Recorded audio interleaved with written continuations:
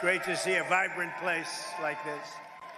As you know, about a year and a half ago, it wasn't so vibrant. I'm looking at all this brand new steel and equipment that just went up because of our tariffs, because of our president, but because of our tariffs. And I'm thrilled to be back in the great state of Georgia with the men and women of an incredible American company, the Kusa Steel Corporation.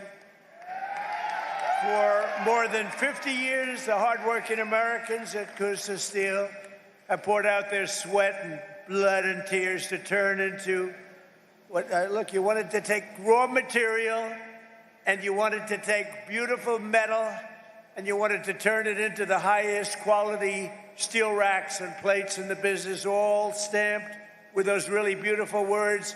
You don't see it too much, but now you do again, made in the USA, right?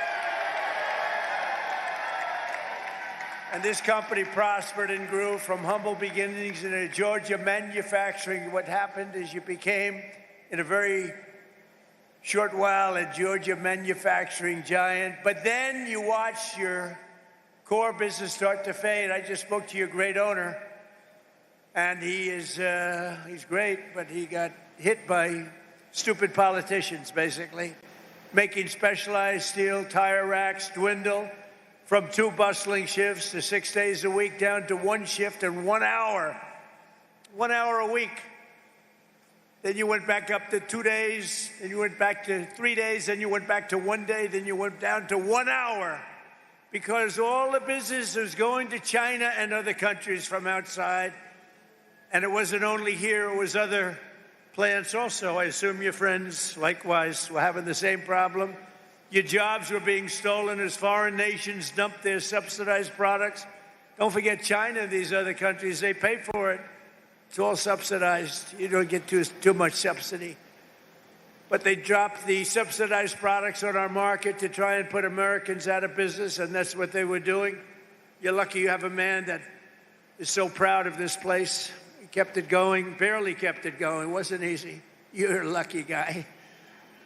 But now, thanks to the fact that we got elected on November 5th,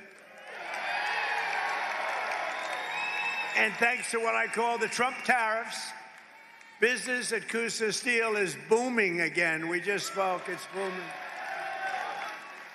And in October, you received your first large order for tire racks since 2014. It was a big, massive order. In fact, this great man right here thought that they made a mistake. He said it can't be possible. No, it's called tariffs. I said, my favorite word in the whole dictionary is tariff, and I got in trouble with, look at all the fake news back there. Look at them. I got in trouble. No, I got in trouble with them because I said, tariff is my favorite word in the whole dictionary. They said, what about family? What about God? What about wife, children? I said, all right, it's my 5th favorite word.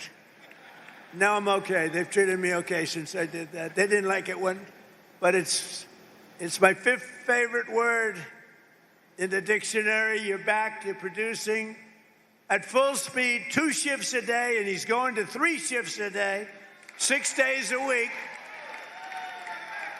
And you've got a backlog now that's 7 months long. What a difference.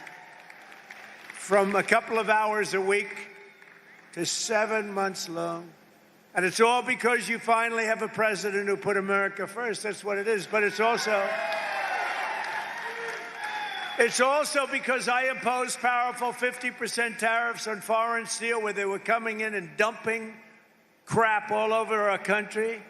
I ended every one of the Biden-era exemptions, and on August 18th, I added new tariffs to cover 400 derivative products, including steel racks, which is what you make. So I say congratulations, and what a great comeback. This is a comeback that 2 years ago, right, you were almost, I don't want to say out of business, but you're almost out of business. I guess he said you can say it. You were close. He was borderline. Started telling his wife, let's have tuna fish tonight, darling. Forget about the steak. But stories like this companies are right now playing out in cities all around the country, towns, villages, all over the country. And to think I have to be in the United States Supreme Court for many, many months, waiting for a decision on tariffs. Without tariffs, this country would be in such trouble right now. Without tariffs, this country would be like your company was 2 years ago. What a difference it made. And you know who brought the cases against us? People that are China-oriented, people that have business in China that want to rip us off and keep ripping us off, and the tariffs had stopped us. And not only China, other countries too.